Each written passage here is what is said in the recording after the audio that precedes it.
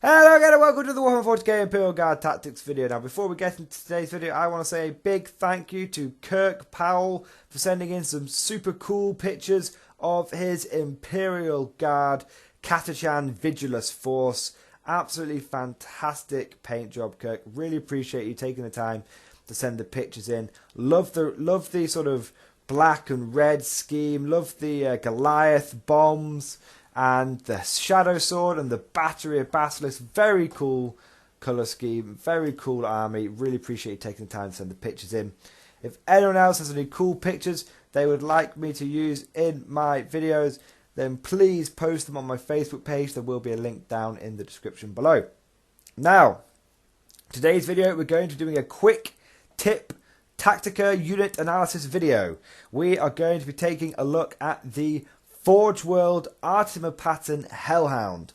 Now this is a video that has been requested for some time and I have held off on doing it simply because for a while Hellhounds in general have been in flux in terms of points and rules, considering the difference between the Index and the Codex Hellhound and the points changes that have occurred. I've held off until these changes have stabilised, and now I think we're in a good spot to compare the Forge World Artima Pattern Hellhound to the current Codex regular Pattern Hellhound. So, basically, the Artima Pattern Hellhound is one that you can get from Forge World. It looks significantly different, and it has a couple of unique, cool rules. In most regards, however, it is the same as the standard Codex Pattern Hellhound, although a lot of competitive players seem to prefer the Artima pattern for some reason. Now, as of the most recent point changes, the Artima and the Codex Hellhound both cost the same amount, 107 points with a hull heavy flamer. There used to be a big point in the favour of the Artima, which was that it costed less. It was significantly cheaper, but it was less than 100 points. That is no longer the case. They both cost about the same. So, in terms of stats, they're both the same. 11 wounds, 2+7, 3+ save. They degrade. Movement stats the same. Going from a 12-inch move to an 8-inch move to a 4-inch move when you finally get them down to 1 to 2 points. So, what is the main differences between the two? Now, the two ones that I can see, now obviously please put down in the comments below if I miss anything, but the two main that I can see is the way the Inferno Cannon works on the Artima Pattern Hellhound and the way they explode. So the Inferno Cannon on a regular Codex Hellhound has changed a little bit, but from what it was in the Index, what is in the Codex, but how it works at the moment is it's got a 16-inch range on the Inferno Cannon. It hits automatically. It's strength 6, AP -1, 1 damage, and you roll 2d6 for the number of shots. Pretty normal. Now, the way the Artima Pattern one works is it's strength 6, AP -1, 2 damage, but it's only d6 shots. But, like the Basilisk, you roll 2 dice and you discard the lowest when you're determining the number of shots. So, the main difference is that they've both got the same range, both got the same strength, both got the same AP value. However, the Codex one gets 2d6 shots but 1 damage.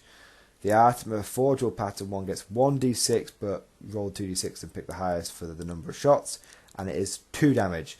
This kind of significantly alters what you want to use these units for. So, the Artima Pattern 1 is actually surprisingly more of a Primaris hunter and a light vehicle hunter. You've got the reliable damage output, which is why a lot of tournament players prefer it, because it's less random. You get 2d6 pick the highest. You've got that reliability, and the 2 damage means that any multi-wound infantry that you come across like Primaris, you're going to easily get rid of. It also makes it good for getting rid of those pesky Eldar flyers that we see all over the place these days. Strength 6 means that it wounds most flyers on 4s, And the 2 damage means that every wound that you sneak through, you are chipping off a significant amount of wounds. Many flyers only have 10 wounds, so if you get a couple of Artifact and Hellhound wounds past a flyer, you're going to do 4 damage to it. That could easily degrade it.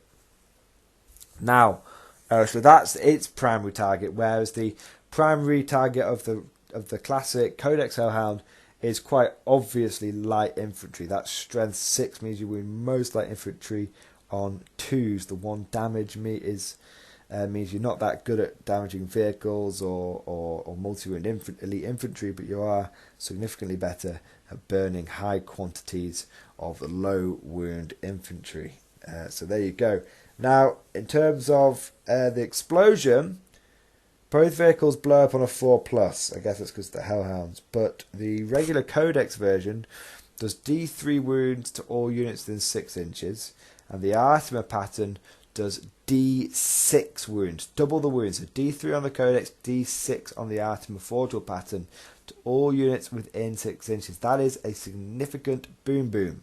So the way you see a lot of tournament players and players in general using these things is they fly them up to the enemy, full on screening, zoning out, fly up, burning anything they can get their hands on. They've got a 16-inch range, 12-inch movement, so you've got a 28-inch threat range.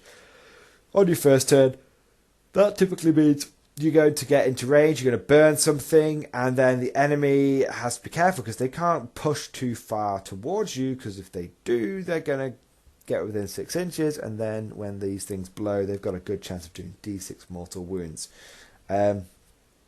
So they are pretty explosive. Apart from that, there's not a huge amount of differences between the Artima and the Codex version. There's a reason they now cost the same amount of points. Essentially, you've got to choose. Do you want one that can kill more crappy troops, or one that can damage tougher, more elite things? One is more of an elite hunter, one is more of a horde hunter.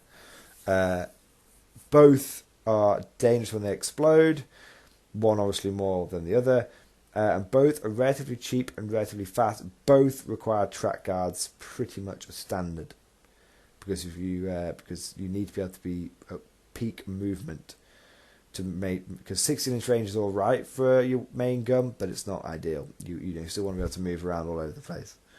So there you go, guys. Tell me if I've missed anything.